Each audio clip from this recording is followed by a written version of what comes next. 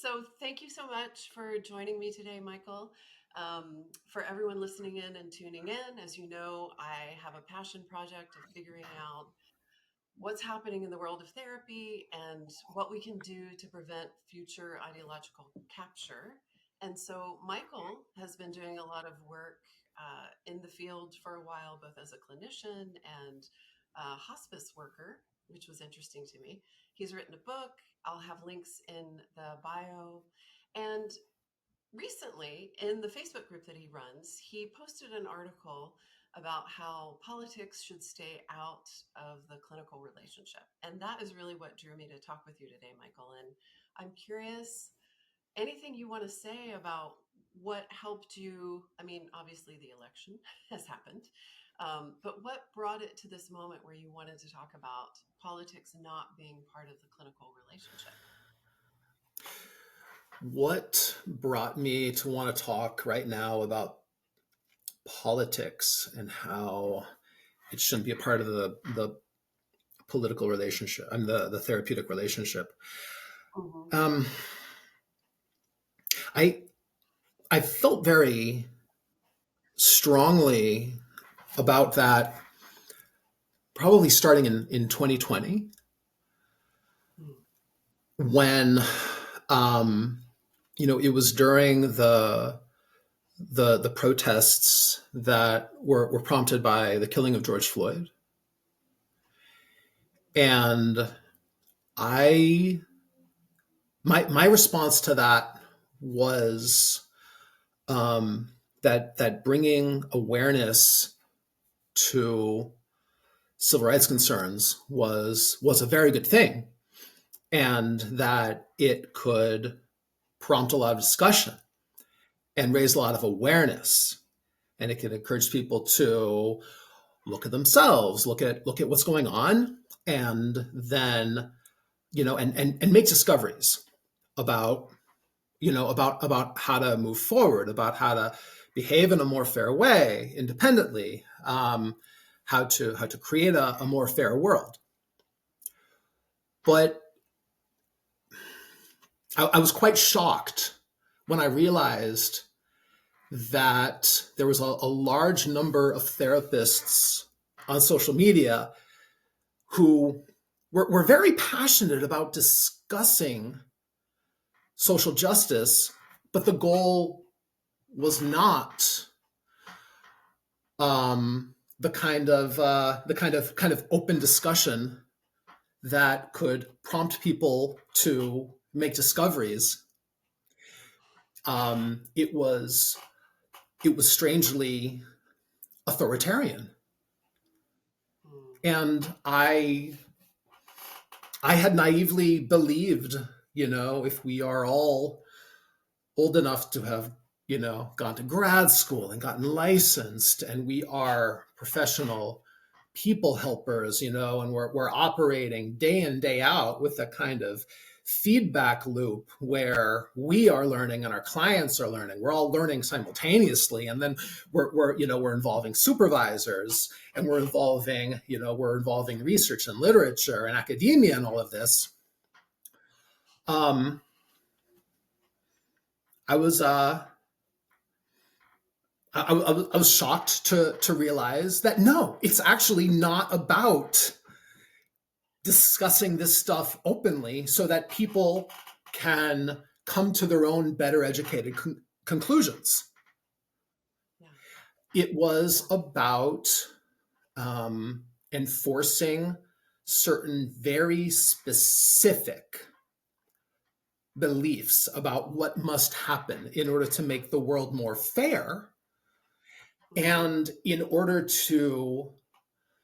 um, in order to promote those beliefs. And a very significant strategy was shaming people who wanted to question it. Yeah. So one thing is going. Oh, yeah. Yeah. No, go Oh, ahead. so ever so often, I have like fantasies about like going back to college, because Mm. just the Mm. idea of being in a seminar where the goal is we're all learning by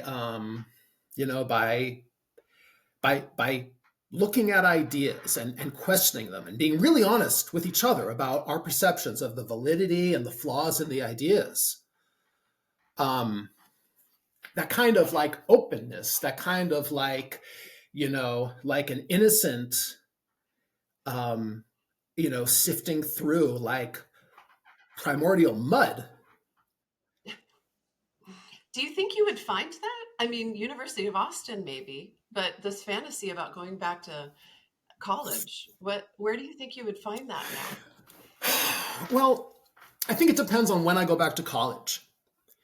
Mm, Um, you know, I I have heard that a lot of university instruction or a lot of university facilitation of development of ideas has been very ideologically captured.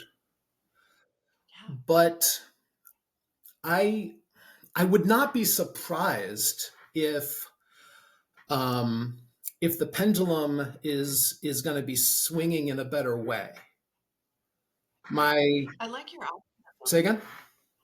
I like your optimism. Well, I'm partly optimistic because my oldest daughter, is 17 years old, Mm, and she's in the IB program at her high school, the International Bachelorette Diploma oh, great. program, Uh-huh. where where the ideas are not managed, where the speech is not controlled, where people are not told, okay, your questioning right now is problematic, go in the hall. Yeah, And great. um, and she regards the attitude where speech needs to be censored. She actually regards that as something that old people are up to. Oh, I love hearing that. That gives me a lot of hope because I'm thinking back to 2020 when you said you were noticing this shutting down of ideas.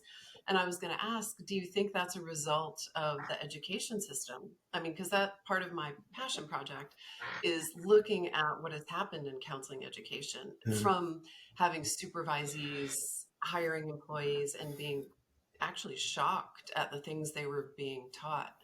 Do you think it like that kind of capture or that kind of attitude about shutting down ideas instead of opening them up came directly from counseling, current counseling education? I don't know what's going on currently in counseling education. Mm, I just, if I were going to imagine myself as a counseling instructor, I might feel very afraid about whether or not what I'm about to teach is, whether it's in fashion or whether it's going to be considered heretical or even stupid. yeah. And I don't envy people who are in the position where they are responsible for their livelihood, responsible for educating counselors these days. Mm, Um, so I don't know. I have okay. certainly heard a lot about that over the last couple of years. 2 years ago, um, I believe it. I don't want to. I don't want to misrepresent, so I'm not gonna Mm, name the institution because I'm not 100% sure which one it is. But currently there is on YouTube. There is a thought leader who I believe was expelled from a program a couple of years ago mm, for questioning. And yeah, there are many, like Amy Gallagher in the UK, Mhm. Leslie Elliott in She's who I was Aristotle thinking at of. Antioch. Yes, Yeah, yes. Do you remember yeah. which school she went to off the top of your head? Antioch, Antioch. which is Okay. in I Seattle. was Yeah. Yes. That was one of that was one of the ones I was thinking it could be the one. So I don't know. I don't know for Yeah. sure. I don't know for sure, but I know. I know that I'm confident that there are a number of people in my daughter's age bracket Mhm. who are ready to just roll their eyes at. Oh, that's so hopeful. I love that you have that like inside felt parental experience of that Hmm, because I've got, well, my kids are 23 and 28 and um, they grew up in north of Seattle, so they're very influenced by of course. those politics and the, you know, so it's in that soup. Mhm. So it's interesting to hear that. And I guess, you know, coming to today when you wrote the article, what was happening for you? You like named the inception of being 2020 and George Floyd. Mhm. Was it post-election kerfuffle that inspired you to write the article? Yes, yes, it was indeed post-election kerfuffle. Yeah, It was learning that um, that that therapists are indeed publicly proclaiming that they yeah, um, are not going to treat clients who maybe they already have therapeutic relationships with, but they're no longer going to right. treat them if they voted for Trump. Yeah, And then also learning that there were therapists who were publicly cheering them on yeah, and who were using very, very demeaning language about these individuals. I Um, think the term was maggots. saying, yes, yes, of course. Yeah, yeah, yeah. And It was so sad. and the idea that as medical practitioners we're going to we're going to pick and choose which humans are worth supporting. And then, and then the irony is usually when therapists of whichever political persuasion do their job well, um, the the roots of the bigotry can Yeah, to some degree be resolved and the minds can yeah. be opened. And so I love it is extraordinarily puzzling. Like I would expect much more therapists who felt very passionately that there must be something wrong with somebody who voted for Trump. I would expect much more. Like, I have clients who voted for Trump. I am glad that I have the opportunity to right. to help these people on their path towards better wisdom. Do you think that is part of your personality or character structure? You shared something with me before we started about um, a breathwork practice that you've used, and it really made me think about how maybe it's in your character to go to the edge in order to open up. And I wonder if Uh, that's true for others, or if that's something that's sort of idiosyncratic for you. well, that is very much my bias. And I can take Yeah, ownership of that. Like I don't get it. seems like a strength. Well, it is, except if I forget that it's possible that there are some therapists for whom that idea is very foreign. So I do believe that without going to the edge, and it's going to be an uncomfortable edge. Hmm. Learning to tolerate that edge, learn from it. Um, Yeah, the discomfort that we experience there is gonna change. The nature of it is going to yeah. change when we become comfortable, when we practice our own comfort in the face of discomfort. Um, then the nature of the discomfort changes, and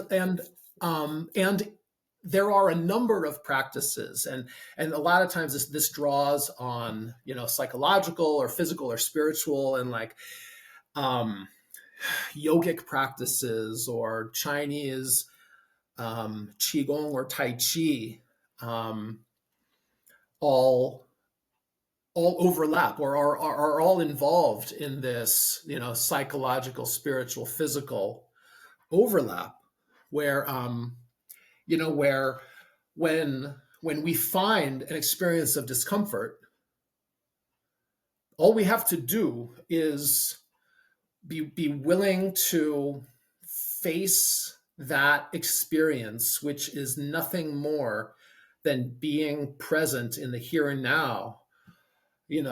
Acceptance and commitment therapy is very, very big in that, and which draws from stoicism, but it also, I think that most therapeutic practices involve this. In my mind, Yeah.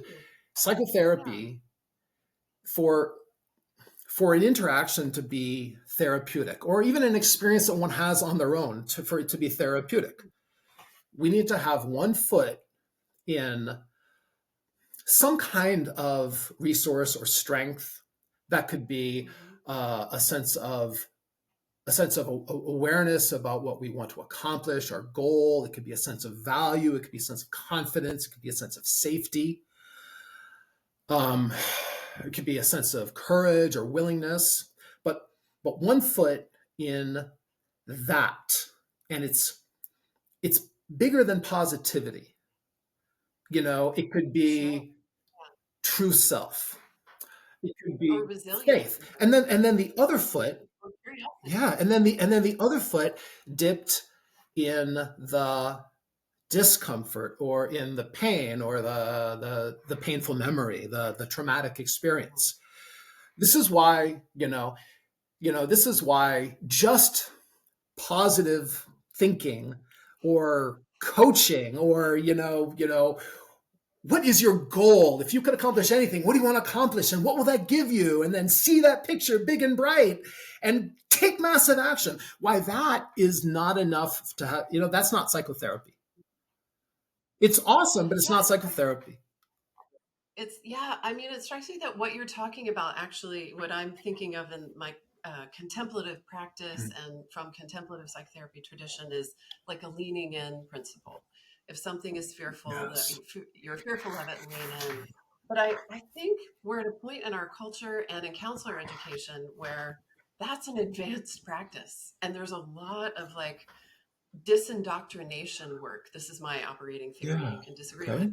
it. Um, the disindoctrination of the fact that we're fragile, the fact that we can't tolerate nuance, that we can't tolerate discomfort, that has to be sort of unworked with our clients and our colleagues before we can get the conversation even enough to lean in. Yes. No, I think That's what it seems like yes. No, to me. But yeah, I'd love to hear your thoughts on that. I agree with you. I agree with you fully.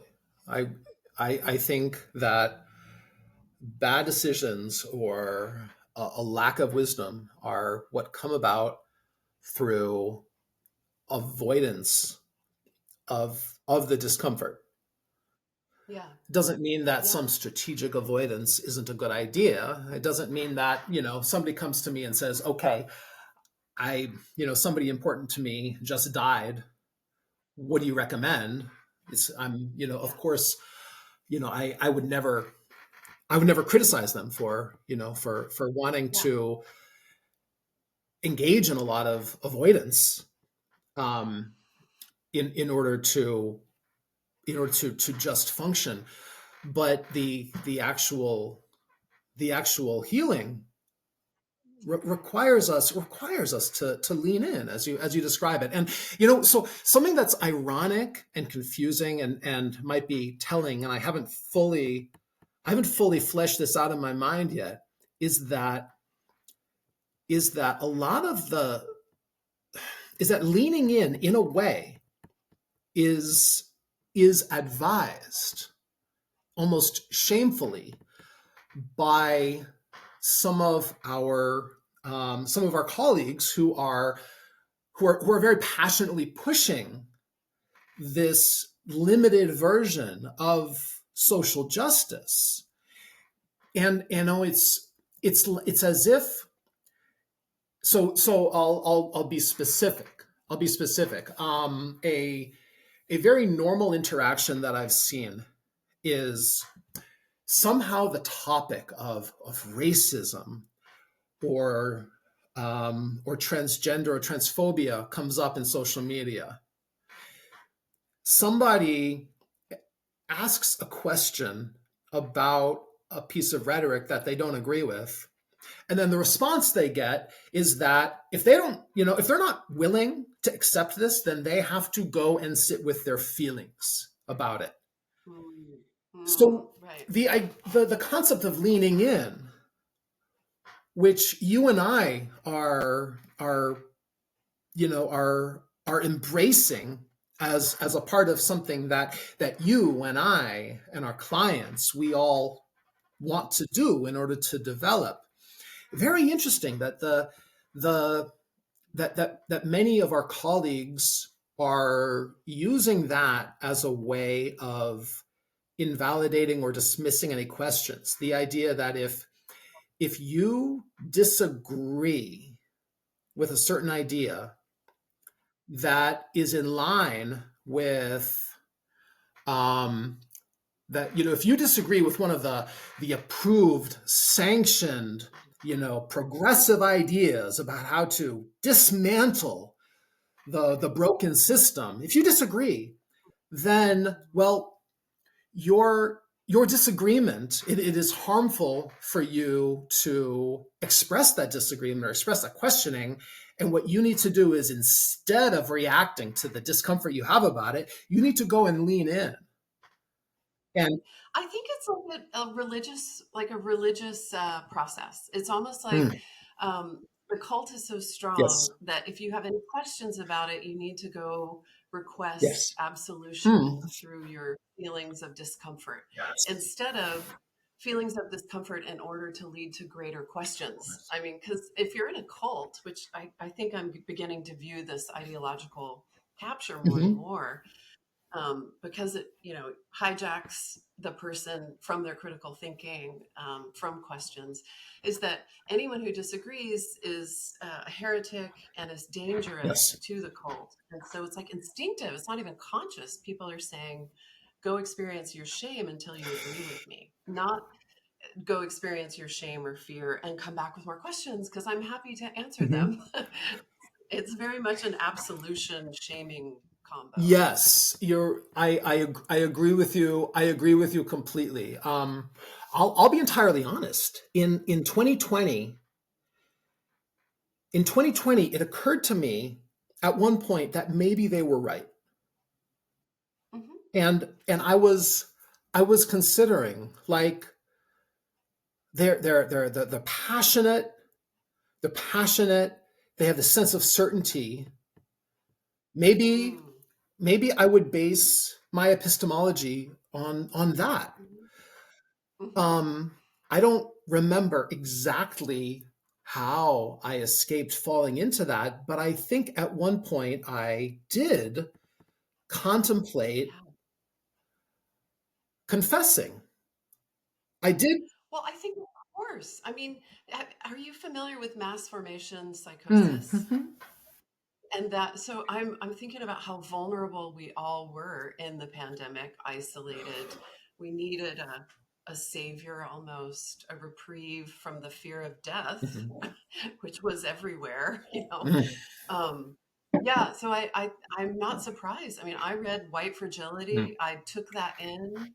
I was in California Institute of Integral Studies in a PhD program that was extremely captured, and so I was hearing land acknowledgments and pronouns in times 10 for the first time, but really intensified. So I considered it too. I mean, I like how you said that. I Mm. have to admit, I considered it as well. I thought, Yeah. oh, this is a valuable piece of information that only a few of us are privy to. It was seductive, Yeah. like a new insight that I can spread to the Mm. world. Mm. Yes. So, yes, I are you familiar with Robert J. Lifton?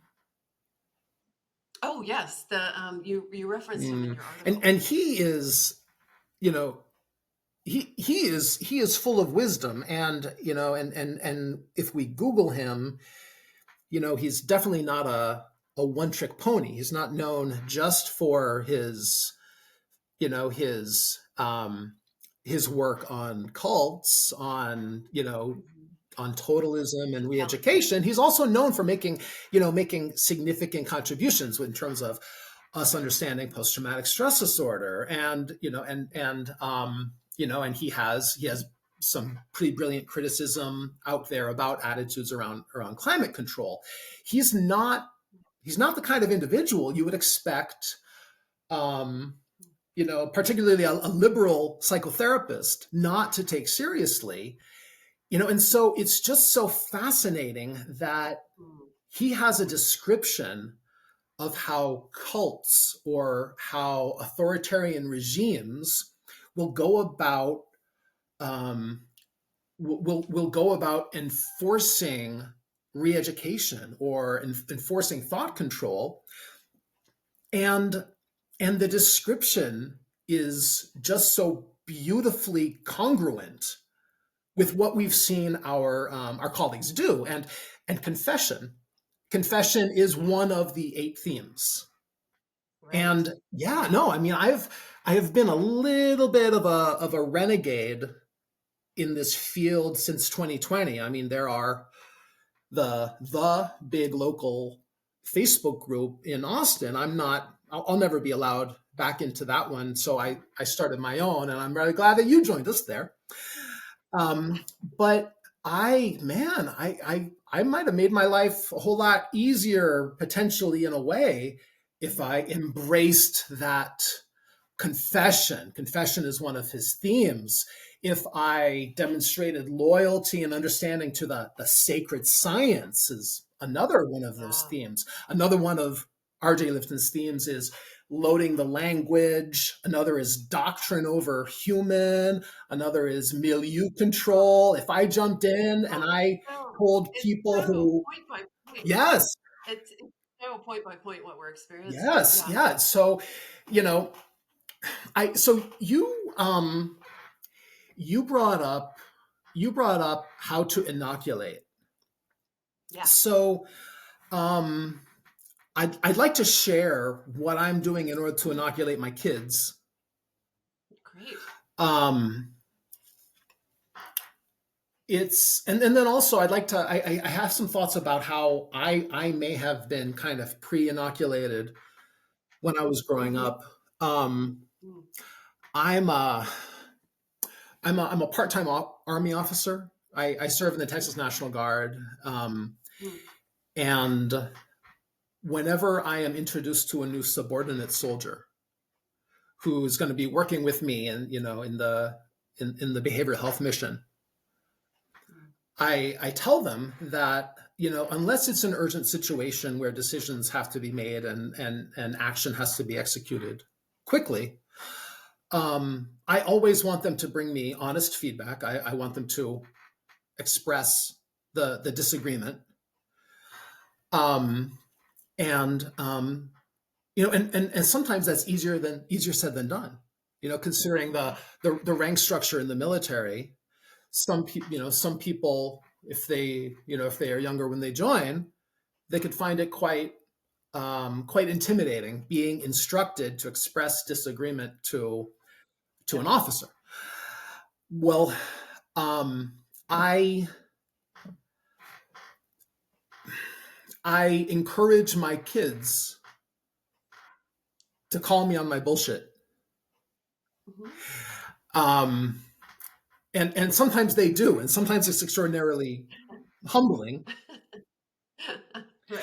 And I will bring up topics and say, let's think critically about this. What is actually going on with this one? And sometimes, I have a habit of bringing up topics with my kids that they are maybe not at a place where they're fully going to digest. But I Hmm. find them engaging with me, like once they get to a place where they could digest it. Like maybe I share an idea with them when they're 6, and they're like, could we watch Moana instead of doing this? Hmm. Then maybe when they're 8, they'll be like, well, Dad, didn't you say X, Y, and Z? Yeah. So I get, You. I You run the Facebook group that you started, Critical Thinking Therapist. You run it very similarly, I found, Yes. where you introduce a topic. It's way ahead of where the group is, and you know moderate the responses. And so I see you doing that sort of parenting style in the group. Well, and and it's humbling to me because I mean, I want people to learn from it, not just me. You know, Hmm. I see myself learning. I mean, I see myself learning. I'm pretty sure that I'm learning something from the group because I am often feeling humbled. I'm often, okay, wait a sec. This is a time for me to practice what I preach. Do I have to? Well, it's going to feel humbling. It's going to involve me admitting that I might be wrong. But Yeah. is anybody really going to respect me less for admitting that I'm wrong? And like, well, if they do, maybe I don't really need them on my team. Um, yeah, thank you for bringing that Yeah. up. Yeah, I mean, there are a couple things that you said in the article that are reminding me that show me your values through this Hmm.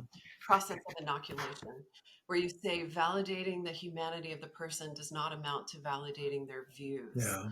And to me, that we're kind of talking about the same thing here right now, is that you're allowing for difference and you're sitting in your own experience of yourself and you're able to be influenced by that. And your self is strong but permeable enough to accommodate. And I think we're dealing with either a generation or an education or a captured audience that the sense of self is so fragile Mm. that if it is poked, the fear is it will disappear. And there's this real difficulty people have with sitting in uncertainty. I think you even mentioned it earlier, that I feel like it's my, maybe I should say, mission to help new therapists not know, Yes. and then also help their clients not know. And through that, some, like another quote from your article, which is great, which is true growth happens in spaces where ideas can be challenged and defined. And yeah, I mean, you said great things, Oh, because so these are such like these are such lovely ideas, and they're not mine. I didn't come up with them originally. Like I was a student of Buddhism from a young age. oh, okay. Yeah, I mean, I was heavily invested from a young age in the idea that some sense of ultimate reality was actually going to be a vehicle to escape Mhm. suffering. Oh, no, that's interesting because that could be a shared quality with the other inoculated folks. I'm curious about that. So something something about that ultimate reality is that it's a bit more ultimate than any sociological theory. Sure. And so when you I think something that happens um, in authoritarian regimes or cults or in a Robin DiAngelo educational experience is that these ideas, which you know are better are better treated as strategies, which may or may not be effective, Yeah. in order to encourage compliance. These ideas are placed at a level of ultimate reality. And I think that that's one of the reasons why I was inoculated. One of Robert J. Lifton's 8 themes is loading the language. Mm-hmm. Um, in Buddhism, one idea that comes up a lot is about how the teachings, the expressed teachings, the teachings that involve words, Mm-hmm. only point to truth. They Right. are not. No words can actually encapsulate the full reality of existence. And Regard all dharmas as dreams. say again. Regard all dharmas as Yes, dreams. regard all dramas as metaphors, as symbols. Yeah. And when I was getting into neurolinguistic programming, I was very interested in I think Alfred Korzybski, who um, was a philosopher, a thinker that some of the NLP explanations were based on, but just the idea that the map is not the territory. Yeah. And I think one reason why I leaned towards rejecting the call to fully embrace these ideas, which people were trying to shame me into embracing, was um, was that they were doing what Robert J. Lifton described as, quote, loading the language. Yeah. Um, they were they were treating these ideas, this language, as if it was just beyond question. Yeah. And um and and so one example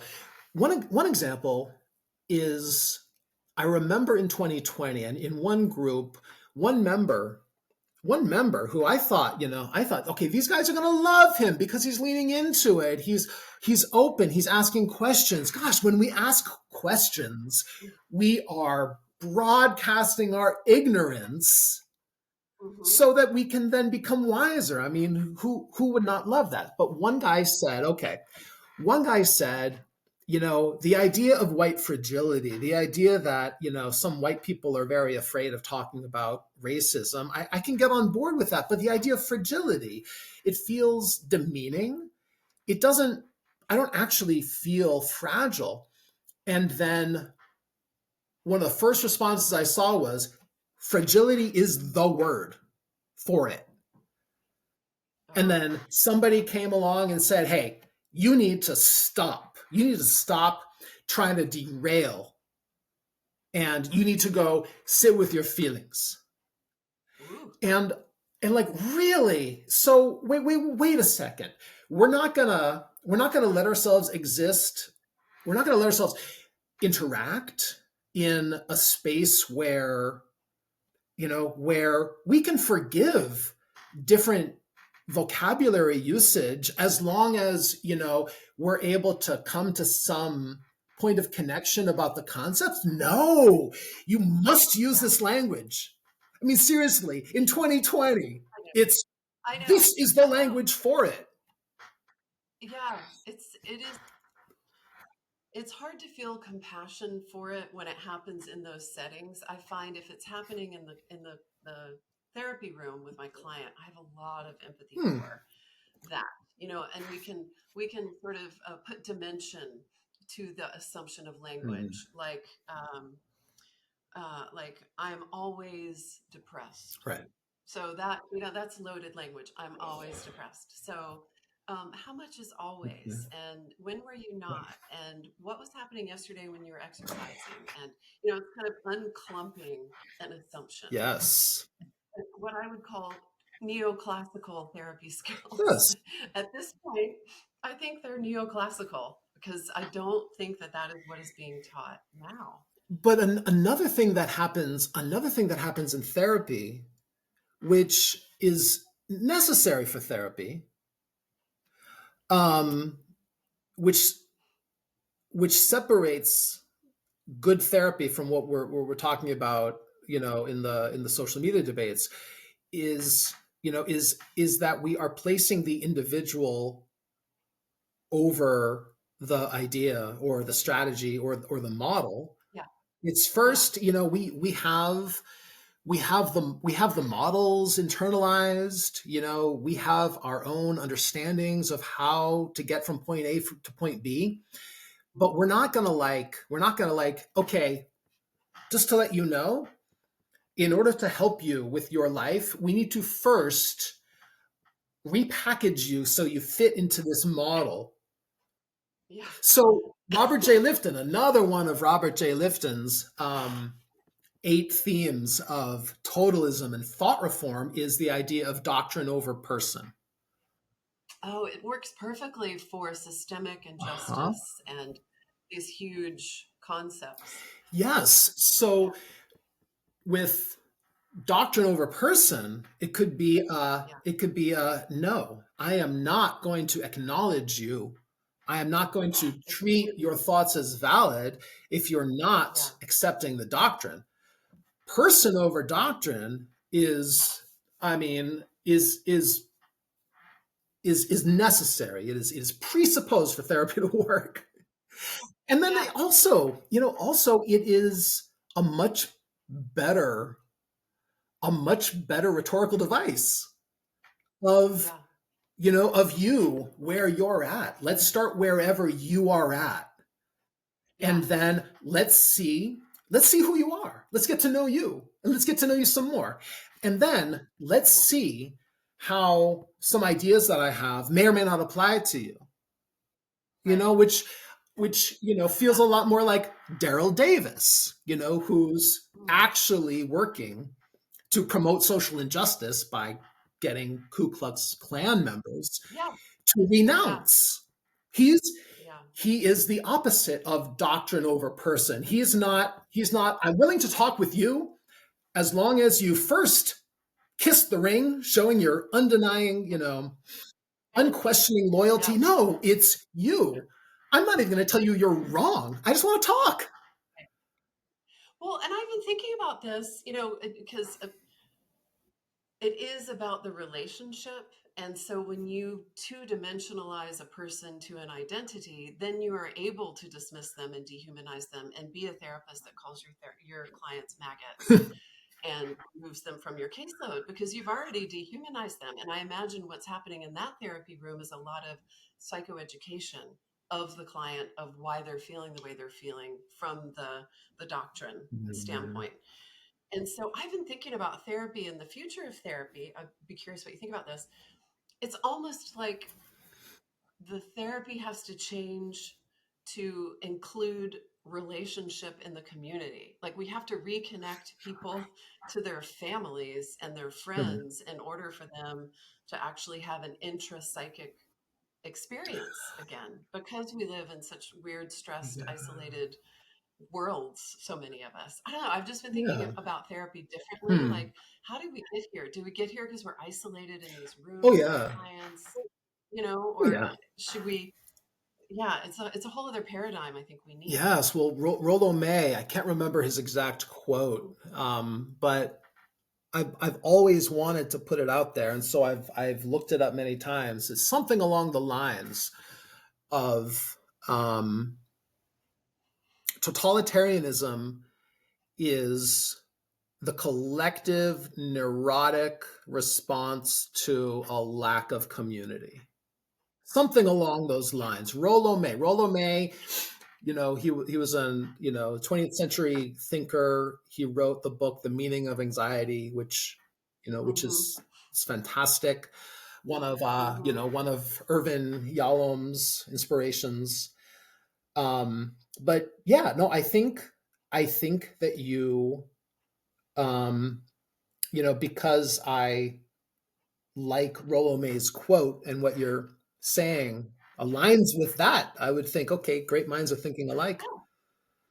Well, and I'm thinking about, again, I've been fascinated by this idea and I don't know a lot about it yet, but mass formation Mhm. psychosis. And so I brought up a little quote about it that mass formation psychosis is when a large part of a society focuses its attention to a leader or a series of events, and their attention focuses on one small point or issue. Hmm. And then Yep. there are four key components needed for an environment to experience a mass formation. Lack of social bonds or decoupling of societal connections is number one.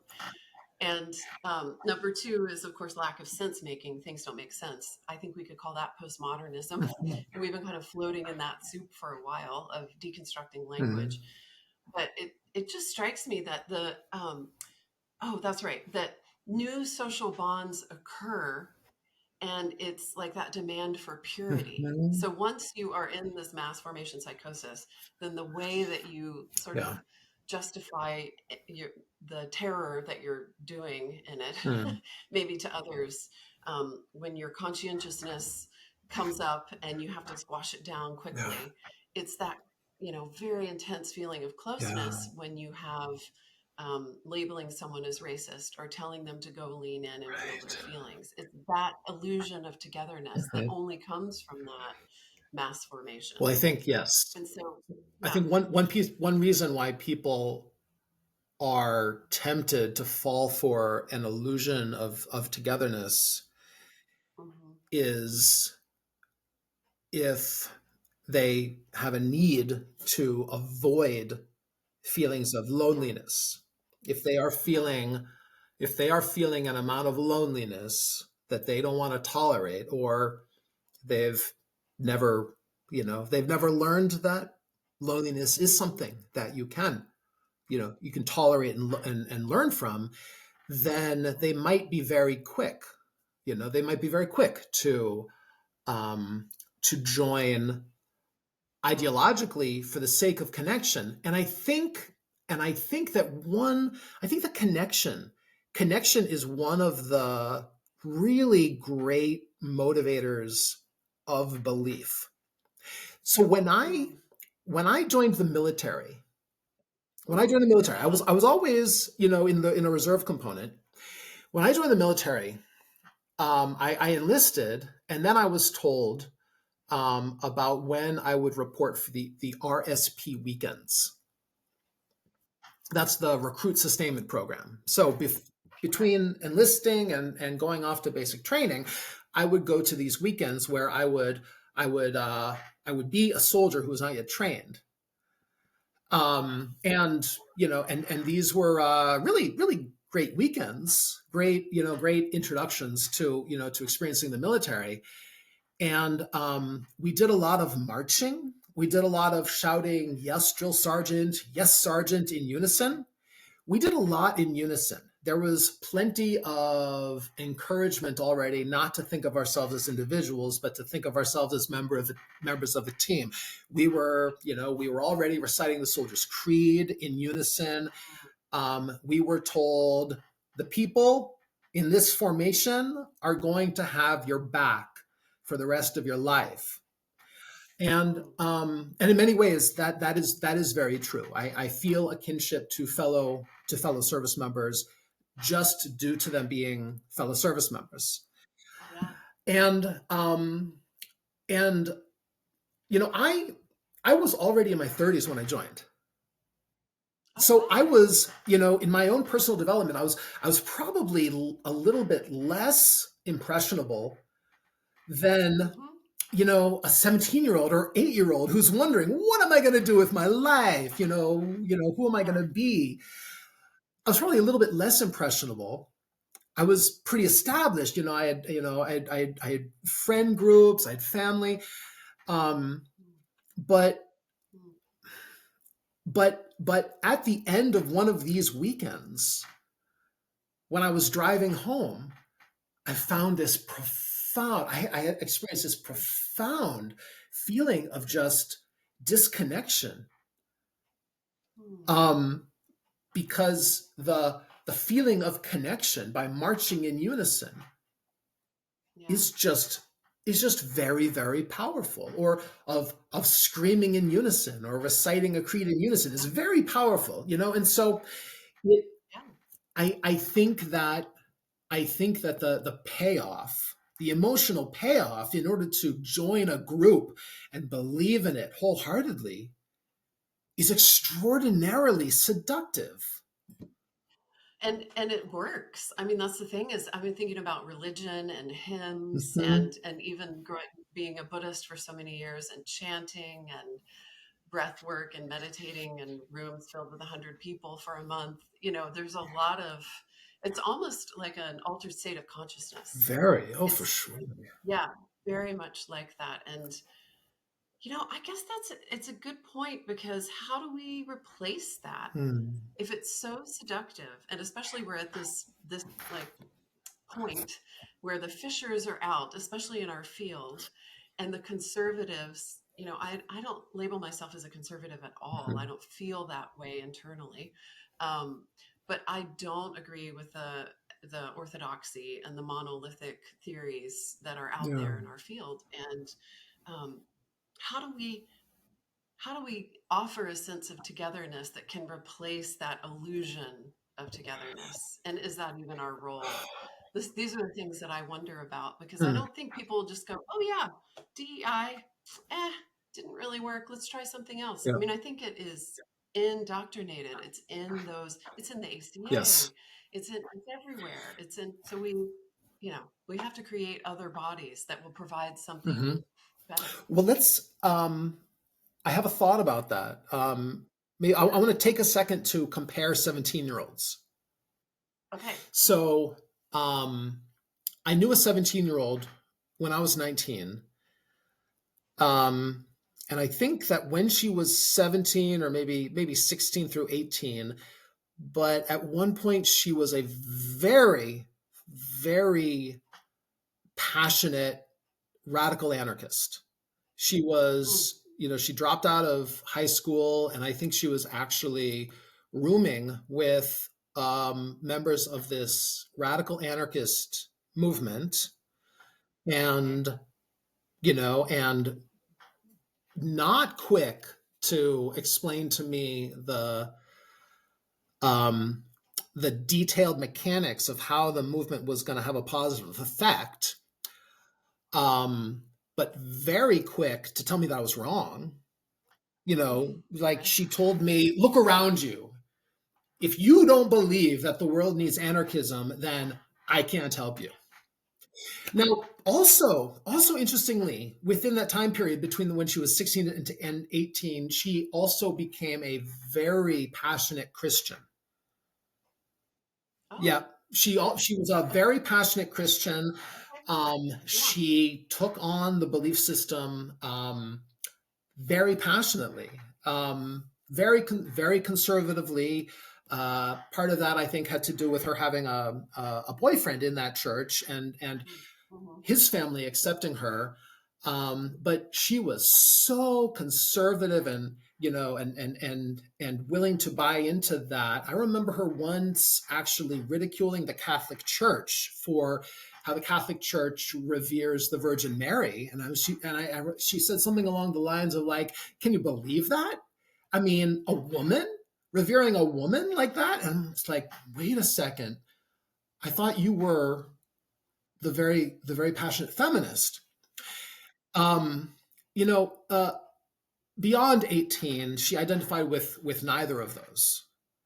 Um, so I'll compare that to my 17-year-old daughter. My 17-year-old daughter has a very tight knit, um, very intelligent social group. My daughter is a very accomplished artist. She sometimes over identifies with her grades, um, but she's often trying new things. She's gotten into Brazilian jiu-jitsu. She was doing synchronized swimming, but last year she discovered this incredible passion for water polo. I asked her, so when you're at college and you're not relying on family emotionally in the same way, or the same friends, you don't have you guys have somewhat dispersed. Are you going to be at risk for falling Mm, into a group and believing what they believe in order to deal with the loneliness? And she said, no, no, I think I'm going to know who to call. And I think when I'm feeling the pain, I'm gonna be willing to look inward. I can deal with that. Hmm. And I think probably, the difference that made the difference, I think, for these two 17-year-olds was that the 17-year-old that I knew growing up, her family life was in a huge amount of upheaval. She did not Yeah. Yeah. have uh, a home life that provided her with the foundation of a sense of self that would then support her in starting to And develop belonging. her own Yeah. sense of Yeah. self. Whereas I'm very pleased that Yeah. my daughter is is extraordinarily close with us and with Yeah. her Hmm. sisters, um and She has a sense of belonging already. yes, Yeah. and she's also, and she's feeling adventurous. She's excited about going off into the unknown and learning Yeah. about how to deal with that well. And so I think that this, yes, maybe all of that really just reiterated the point that you were making about the community, about the sense of belonging. Well, it's a good reminder of our sample population, Mm, right? Which if we're talking about other clinicians, a lot of us have entered the field because of our own mental health of histories course. and challenges with upbringing. And so our sample population might actually be representative of people that have experienced divorce or mental illness, and Mm, so there might be a higher propensity for us to, as a group, to need this kind of belonging, ironically, even though that's the thing we're trying to help our clients avoid, is that yeah, cult-like indoctrination. So maybe it's the very characteristics that we bring into the field that make us mm. susceptible to that toxic belonging, if we're creating a term together today. So I think that the independence of direction that contemporary parents want to encourage their children with, or that schools encourage their children with, I think it is a double-edged sword. I don't think, and it's kind of demanding everybody really take this hero's journey, Mhm. but not on their own timing. Human beings, only very recently have human beings, in such large amount, been uniformly told, do whatever you want with your life. You'll do great, Sure. right? Right. Yeah, this is a modern phenomenon of a couple hundred Yeah. years, Up maybe. until up Yeah. until a very brief while ago, 100, 200 years ago, you know, what am I going to do with my life? I see what my father does. And back then, most likely their father worked closer to home, so they could actually see what their father does. Yeah, Um, the whole family was in yeah, it. so I'm gonna do Yeah. what my father does. I see it. I am implicitly learning so much of it. I do not have this profound pressure to, quote, discover myself, discover my calling. And I think that it is wonderful that there is more opportunity for people to discover what they really want. But I think that we need, if we can recognize just how, well, I guess, unnatural it is. Yeah. And Well, it makes us susceptible. We're vulnerable to certain right. elements if that is the Yeah, case. so Yeah. I think in a way, so I guess I think that this is one of the benefits of religious traditions, or of family traditions, Yeah. that Yeah. you know religious traditions or family traditions, they give us a sense of who we are. There are fewer blanks for us to fill in on our own, and filling Yeah. in those blanks That's is a whole lot of work for a kid to do. Yeah, I mean, it's a continuity of self that is created by a Hmm. history and a felt experience of belonging. I keep thinking about Rob Henderson's luxury Okay. beliefs in this conversation, and how his theory, of course, is that so many of the problems of society are because we have these luxury beliefs, because so many of our needs are fulfilled. Sure. Oh, for sure. And so it's like Hunger Games. We're in the Hunger Games of the counseling Mm. field right now, and people are inventing fanciful ways of being with clients that Yes. I don't know. I don't. They're not really working. And and from my own experience being a supervisor, this is what was so concerning to me and what woke me up, ironically, to use a term. To something was different in 2020 was I was hiring associates counselors coming out of grad school, one that had never sat with a client Mm. because it was all online because of the pandemic. Hmm. And so this is 2021, actually. And two is they really had an interesting, very unfamiliar view of what therapy was, which was, what worksheets do I need to give? I mean, part of this is developmental, Yes. right? It's a new therapist, and you're like, it's imposter syndrome. Mm. But I don't know if they were even shown videos of the masters or Right. of previous therapists, or that there was something beyond what was called breaching, which was letting the client know that they had Mm. privilege or lack of privilege. Like, this power structure was the only thing they were learning. And that started to really concern me. And I keep seeing Hmm. that in different ways, even now, with associates that come Yes. to me and they're in these programs or just out of these programs, and they haven't learned any skills. They've just learned what power structures are. That is a fantastic point. Um, Mhm. that's a fantastic point. No, I remember at one point, when I was early in my career. I was still full time in hospice social work um, before opening the private practice.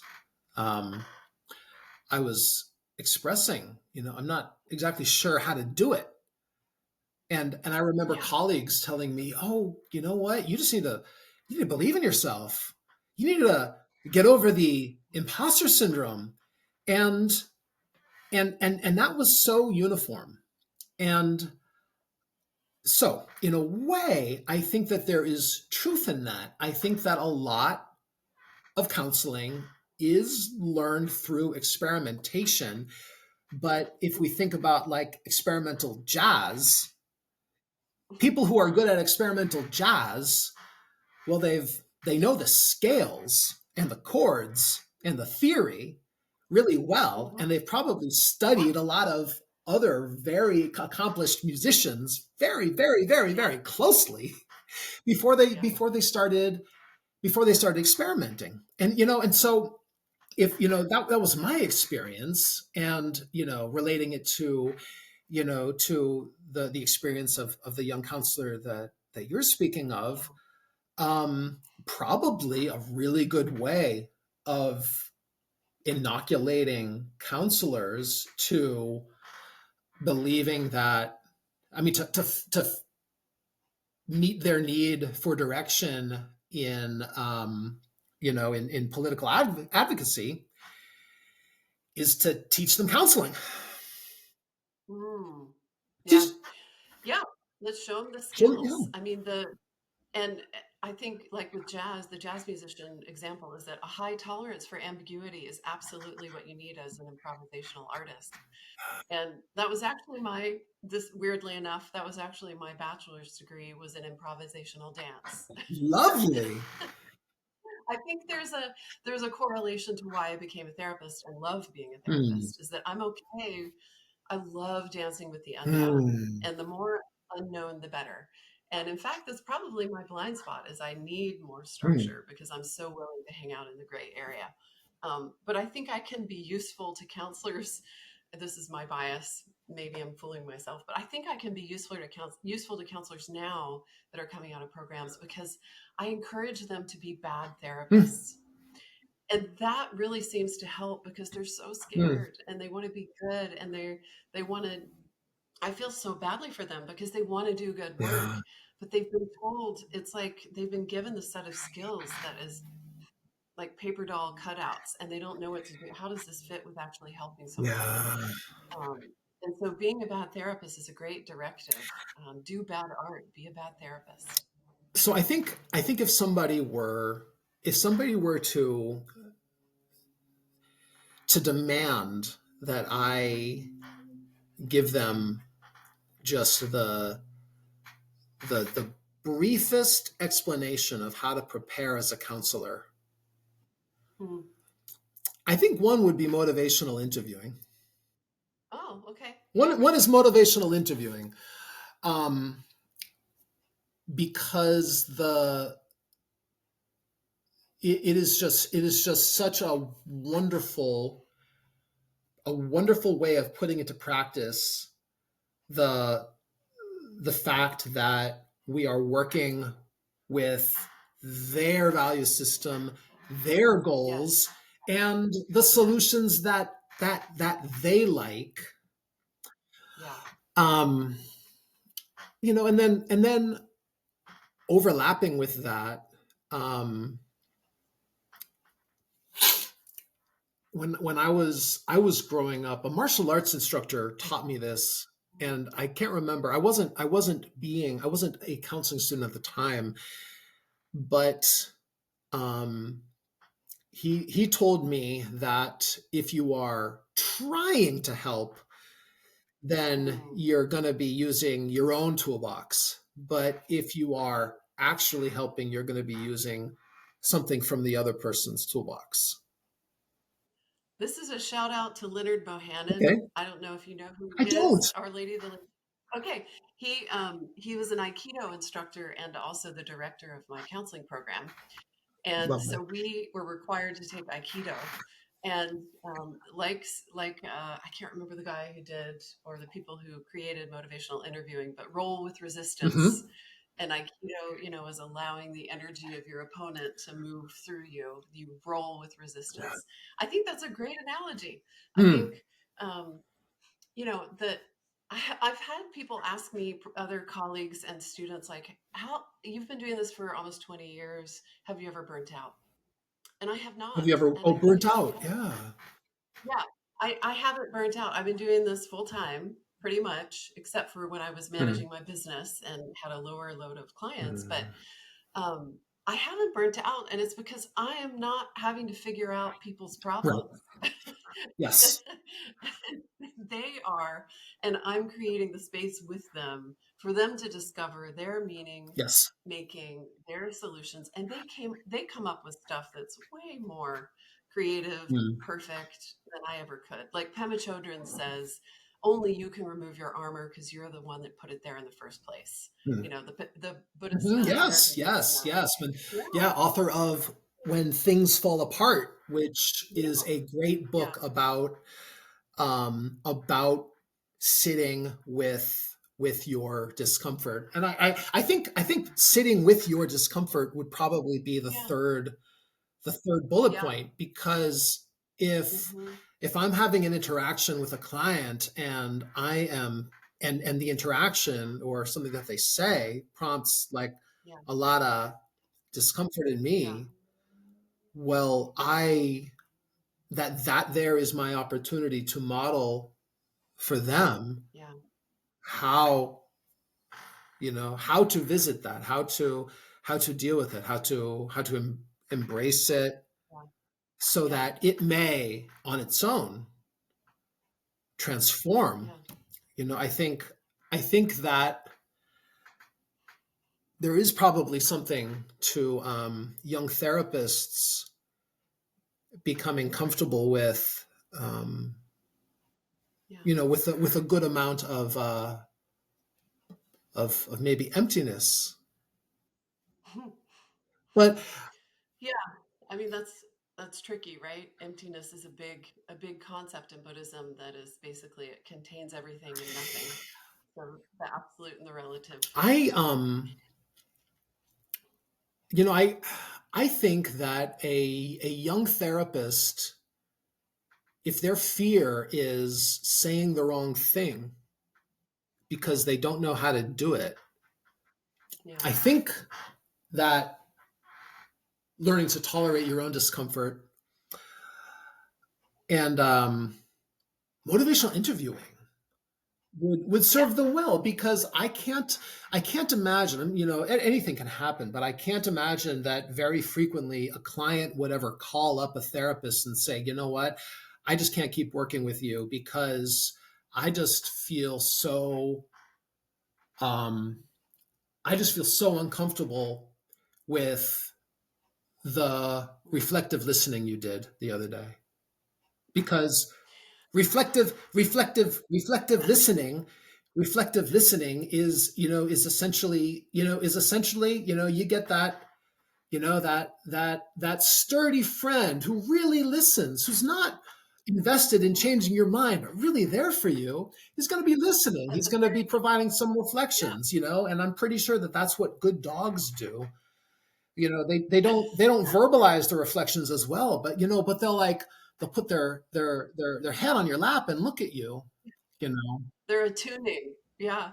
Hey, I have a question for hmm. you, and this is keeping you kind of long, so I just want to Yes, ask please. this: has any client asked you how you voted? And if so, how did you answer? No client has asked me how I've voted. I have a couple of clients who are who are conservative, and it's just fantastic. Like I've been able to learn about like very nuanced conservative views, and one of them has assumed that I'm liberal, and I am liberal, but I also don't really see a contradiction between liberalism and conservatism. I like the model that I use for dichotomies or not. Are we talking about are two elements? Yeah. Are they on either end of a spectrum, Yeah. right? Or are they Yeah. two separate ingredients? The metaphor that I use is back when there was such a thing as a like sound system, Hmm.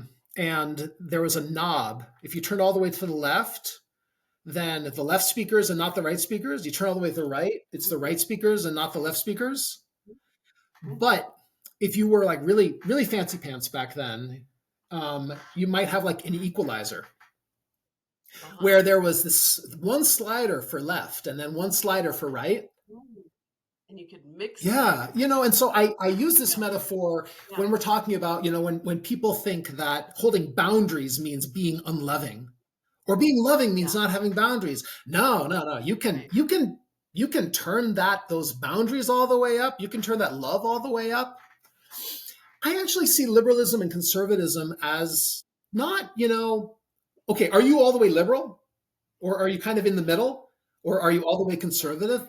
I think that actually it's the conservatism and liberalism at their positive cores are two dimensions that are they're not dependent on each other. It really is a high tolerance for ambiguity, complexity, nuance. It really feels like these are inoculating factors. If you're Mhm. already coming into the world and hearing these things, let's say in 2020 when you're hearing this, your mind is already prepared to see it in a nuanced way. I'm just thinking back to like Mhm. what keeps us from being captured, and then how do Hmm. we replicate these qualities or enhance them in others? Well, I mean, part of it for me is a difficulty with authority. I mean, I Right. kind of, Right. I kind of have a Which is predisposition ironic that towards. you're in the military. Say again. Ironic that you're in the military. We know. That must be interesting. Speaking of holding the Oh, for dichotomy. sure. Oh, for sure. But if somebody is from a position of authority is telling me something that Mm. doesn't ring true to me, my mind is going to go to that really, really, really fast. Yeah. And part of it was, I think part of it came from like, like I was very passionate about martial arts when I was a kid. Hmm. And the second martial arts teacher I was with him for 9 years. Hmm. Um, I spent probably the first 7 years uh, just dismissing my doubts about the effectiveness of it. There Hmm. was there was a part of the practice was just trusting that if you practice the movements without an opponent, it was a kind of karate. If you just practice the kata Yeah.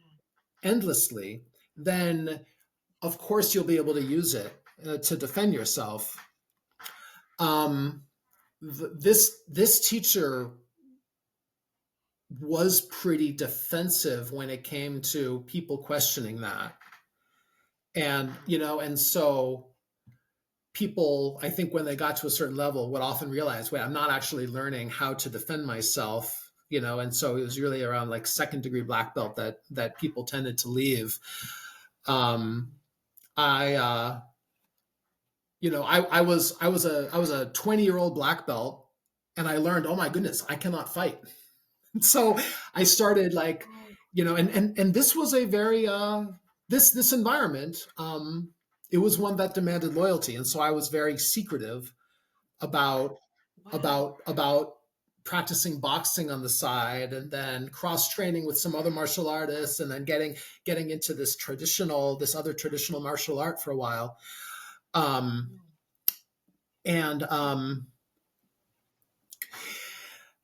and so that was kind of my that was one of my big Hmm. sort of realizations, that I cannot dismiss my own questioning. Yeah, and that's early. So I can see how if you have a mind that's primed for following your own compass from these early experiences, then when you hear something that doesn't quite fit, you're going to really be tuned to that, like you said. That's a really skillful quality, I think. Yeah, and also, so I think that when the leader, or a person in position in authority, Hmm. when he discourages the questioning, then that is an indicator, not a guarantee, but that is Sure, an sure. indicator that you're actually asking the right questions. Hmm. Hmm. So, and I've experienced that other times. I was trained in a system of hypnosis, later, and I started asking some questions in the like the list serve. You send an email, and then it goes to everybody in it, and then people. Hmm. I started asking some questions, um, and that I seemed like reasonable questions for me, and then I started getting answers like, I need to. Well, one person said, I need to just stop being pathetic, and trust Oh. the reality that is right in front of your face. So when Hmm. I responded, okay, well, some of these responses, some of these attitudes are a little cultish. Yeah. Then the owner of this organization emailed me that I am suspended from my certification with that program.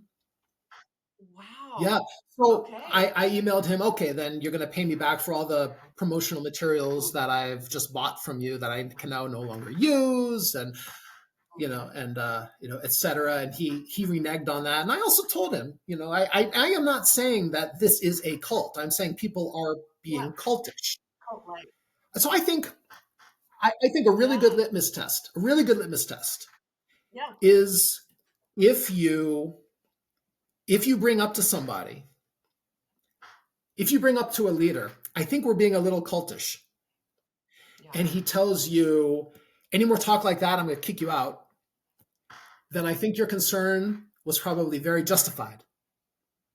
Yeah. So that brings me back to, to Yeah. the my original experience long before I started the critical thinking group, um, in the group in Austin Yeah. that I had described for you. Mhm. Maybe a couple of months, I was kind of treading water, kind of bouncing, trying to bounce some ideas back and forth, but I could tell I was getting on people's nerves by not drinking the Kool-Aid or kissing the ring. And then there was some disagreement between two female members Mm. that did not look like it had anything to do with racism. But then one of the moderators came on and tried to educate the white member about that, about how racist she was being. Mm. Um, then I chimed in, hey, we should all check out, Robert J. Lifton's eight eight themes of totalism and thought reform. Um, and then I was I'm sure I'll suspended check it out. from the Yeah. group, Yeah. and and Yeah. then I left. It's so interesting. I've had a couple of experiences in my life where the person in power was defensive and even abusive if questioned. And so there's this interesting, like I'm gathering data, I'm looking for the profile Hmm. of the characteristics that we have that inoculate us. And I guess if I have a parting question Okay, after this big conversation sure. traversing through the past 4 or By the 5 way, years, I've and then, I've loved speaking with you. I'm like I'm oh, I know I've been a little bit verbose, but I mean you've oh, really like really inspired me to have fun with this. I really have. I really appreciate it. But oh, thanks for saying that. I've loved talking to you too, and I'm obsessed, and I love talking about all these things. So let's do more. sure. Next time, I want to talk about masculinity with Oh, you. there's a thing, or it may or may Yeah. not be a thing, you know, but it's a thing. Oh, it's Yeah. it's a thing. It's a thing, and that well, there's so much Well, to say about it, there's so much and to experience there, and I would love to speak with you about masculinity. Yeah. I would love that. I have so much passion for helping men Mm, or being an ally of men, and how yeah. this is just an aside, but I really feel like men have been tossed to the Oh, for side and sure. denigrated for so long. And just to really help, I want to help somehow. So, but I want to hear your Let's do ideas. that. I mean, But we can talk about how helping men get solid in their sense of self, helping men learn to assert yeah, themselves, how helping men verbalize what they want is mhm, extraordinarily positive, will have extraordinarily positive results for the women in their lives in ways that support the women in their lives in living strong independent lives. Like there is well, nothing to be it, gained from a feminist perspective by mhm, teaching men that they need to keep their thoughts to themselves and then shaming themselves for not sharing more. there Mm. exactly. So I have a lot of questions and a lot of simpatico on this. So that's round Yeah, two. I'm really But looking forward to that. I have an article out there about it's something like an apology to men on behalf of therapists. I don't know if you've seen that one. oh, good. I'm going to read Okay. that, and I'll put that in the resources here too. I think what I really, because you've had this really unique experience, I think, of moderating this critical thinking therapist group Mm, and seeing what has happened after the yeah. election. I'm curious, and then referring in your article to that sort of terrible exposing of the clinicians that said these things. And I really agreed with you that it was in your decision to not reveal their names because they felt like it was a private group. A Um, group of, I I mean, a thought, Facebook group of what, 20, 25,000 people, a I safe know, I space where know. I can really take Oh, risks. I can say things I don't want the public to know. I mean, yeah. that's a lot of secrecy and loyalty to expect from 25,000 people, unless you know all 25,000 like really, really well. Right. I agree with you. I mean, I because it's a both and thing for me. When I read the names that in the article, I was like, "Ooh, I bet they were shocked." And I thought, well, it's a Facebook group for Mm. God's sake. So I had both responses. But with your unique experience of moderating, I'm wondering what you think we need as a field to be able to have conversations about this, about maybe our clients melting down and the therapist not, and then being exposed, and all the clinical ramifications and colleagues. So, however you want to interpret that question, I would love to I hear your think thoughts. that everybody, um, I think everybody, wherever you are in terms of your conservatism or your liberalism, Hmm. um, or if you are neither liberal or conservative, but you're a lot more like authoritarian, I just want to dismantle everything because Right. the self that I project on the world, I just see it as really ugly. Um, Mm. Mm. Actually, no, probably not as much them, Okay. but whoever you voted for, and however you're feeling about the state of things, we, all of us, probably me more than anyone else, or actually, no, that would kind of be self aggrandizing too.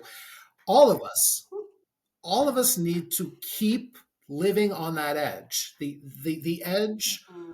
the edge where we remind ourselves our beliefs, our ideas are only beliefs and ideas, Mm. and Yeah. they do not make up the essence of who I am. And Yeah. and so why would I judge enough? Why would I have emotional feelings about somebody else based on their beliefs and ideas? I mean, in our work, if we're really doing our work well, we see people transforming their beliefs and Yeah. ideas on a much deeper level than their perception of a specific candidate. I mean, if we are actually helping people, if we actually see that somebody who believes that they are just crap, somebody who has the Yeah. belief I'm a bad person, when we Yeah. see how helping them helping them go through the very realistic, very effective processes. There are lots of ways that it can happen, but that result in them finding truth in the belief that they are a good person. And then we see how this person is actually more likely to do good Mm. when they believe themselves to be a good person. And so I guess there's two things there. There's one, if we come at our work, our clients, our colleagues as, you know, either I believe that at our core we are all good, or I believe that us Yeah. believing that we are good is good for the world, we will Right. probably reduce Yeah. our toxicity. I was just looking for Mm. a safe for the public word. Um, Mm. and then the other is let your beliefs and ideas about how the world work, let them not be sacred. let them be just let them be just okay, kind of like your car. I drive a Toyota Highlander, um to get to work. I'm sure that when it was like really brand new, I thought, wow, this is such a wonderful car. I might like feel great about myself about it, but then a couple of weeks later, it's just the thing that I get into when I'm a rush in a rush Yeah. to get to work on Yeah. time, and I'm probably not even careful about how much coffee I spill in it. Right. Right. Yeah. Yeah. I mean, it's like really having a sense of humor and a sense of space in your beliefs that you can be wrong. Something that I do is, and you might have seen a little bit of this, but something that I do is, and I don't take advantage of this. I don't lie about being wrong. I don't say that Mm. I'm wrong when I don't think I'm actually wrong, but when I do believe I'm wrong, I take some pride in that. I think, I honestly think it makes me a little cool that I can really own it when I'm wrong. I think that's actually a pretty rare quality. I think you can pat yourself on the But back it's there. it's not that hard. or or I don't know. Maybe,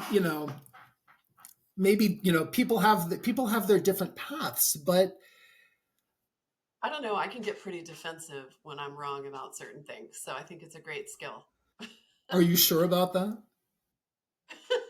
Are you questioning me? I thought it would be fun to go down that path for a sec, but but this you've given this a lot of time, and I'm really appreciative of that, and so Well, I look forward to having you next time. I think I'll end the recording here and then we'll have Michael on again to talk about masculinity. And thank that's you good. so much for Thank coming. you so much.